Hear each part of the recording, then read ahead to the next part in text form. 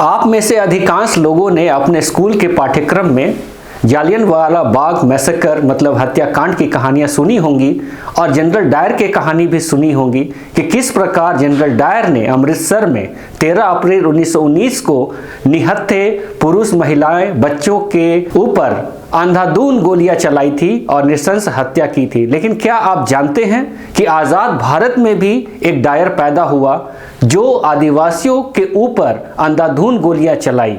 हम आपको बताते चले 1 जनवरी 1948 ईस्वी को लगभग 50,000 आदिवासी खरसावा, जो अभी वर्तमान में झारखंड में है, वहां जमशेदपुर, खूंटी, रांची, चाईबासा जैसे आदिवासी इलाकों के कितने सारे लोग एकत्रित हुए थे और उनकी एक ही मांग थी कि जो रियासतें थी, वल्लभ भाई पटेल चाहते थे कि सारे रियासतों को भारत के संगठनात्मक ढांचे पर एक सूत्र में उसको बांधा जाए और तमाम रियासतों का सत्ता का स्थानांतरण 1 जनवरी 1948 को भारत संघ। खरसावा एक आदिवासी बहुल क्षेत्र था जहां पर उड़िया भाषा भी बोली जाती थी और केंद्र सरकार ये चाहती थी कि उसको उड़ीसा के एक भाग बनाया जाए, जिसका विरोध आदिवासी समाज के लोग कर रहे थे।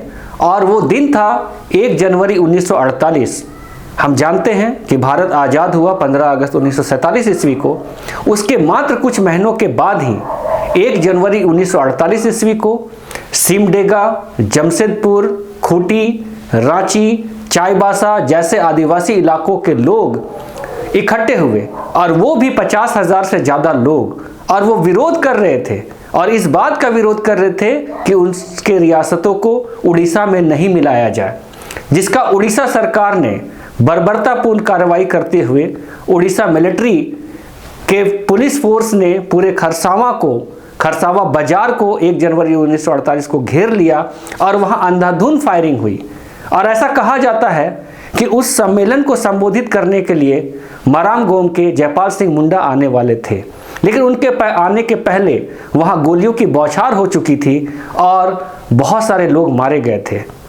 पीके डे की पुस्तक मेमोयर ऑफ बाइगोर एरा में लिखते हैं कि 2000 से भी ज़्यादा आदिवासी मारे गए थे। 3 जनवरी 1948 के स्टेट्समैन, जो कोलकाता एडिशन से आता है, उसमें हेडलाइन में लिखा हुआ था 35 आदिवासी किल्ड इन खरसावा। लेकिन ये जांच का विषय है। पीके डे अपनी पुस्तक में ये बताते हैं कि 2000 से ज़्यादा आदिवासी लोग इस नृशंस हत्याकांड में मारे गए थे और उसमें बहुत सारे पुरुष, बच्चे, महिलाएं सारी थी। आप उस मंजर को सोच सकते हैं कि आज़ाद भारत में एक ऐसा घटना घटा जो जनरल डायर की घटना से कहीं कम नहीं था। परतंत्र भारत में ये बात समझ में आती थी कि हम गुलाम थे, हमारा देश गुलाम था, लेकिन आज़ाद भारत में इस तरीके की अंधाधुंध फायरिंग और उस फायरिंग में इतने लोगों का मारा जाना, इस घटना को लेकर जयपाल सिंह मराम गोम के 11 जनवरी को स्टेटमेंट में बताते हैं कि खरसावा जो है खून से लहूलुहान हो चुका था और चारों तरफ खून और खून के धब्बे ही थे और वहां पर जो है जितने भी लोग मारे गए थे, शाम में ट्रकों में लाद कर उनको ठिकाने लगाने का काम किया जा रहा था और जो इंजर्ड थे, जो घायल थे, उनको छोड़ दिया गया था उस कठोर परिस्थिति में। आप समझ सकते हैं कि जनवरी का महीना किस तरीके के कड़ाके की सर्द इस क्षेत्र में होती है। उनको मरने के लिए छोड़ दिया गया था, कोई भी उनका सूद बूद लेने वाला नहीं था। आप समझ सकते हैं इस तरह का घटना 1 जनवरी 1948 ईस्वी को घटी थी और आदिवासी लोग आज भी समझते हैं कि ये घटना कितनी बड़ी एक ट्रेजेडी थी। भले ही हम जालियनवाला बाग मैसेकर या फिर हत्याकांड की चर्चा कर ले, इतिहास के पन्नों पर पढ़ ले, लेकिन इस घटना की चर्चा शायद इतिहास के पन्नों पर कुरेदने से भी हमें नहीं मिलती। तो इस बात को जानना है और सरकारों के द्वारा इस जांच के लिए ट्रिब्यूनल भी बनाई गई, लेकिन आज तक इस बात का पता नहीं चल पाया कि इस हत्याकांड के पीछे किसकी साजिश थी, किन लोगों ने इन हत्याकांड को कराया। और ये आप समझ सकते हैं कि आज भी लोग उस घटना को याद करते हुए सिहर पड़ते हैं, उनके रोंगटे खड़े हो जाते हैं जब जयपाल सिंह मुंडा के स्टेटमेंट को ध्यान देते हैं कि खून से लथपथ खरसावां वो हो गया था और वहाँ लाशें ही लाशें थी।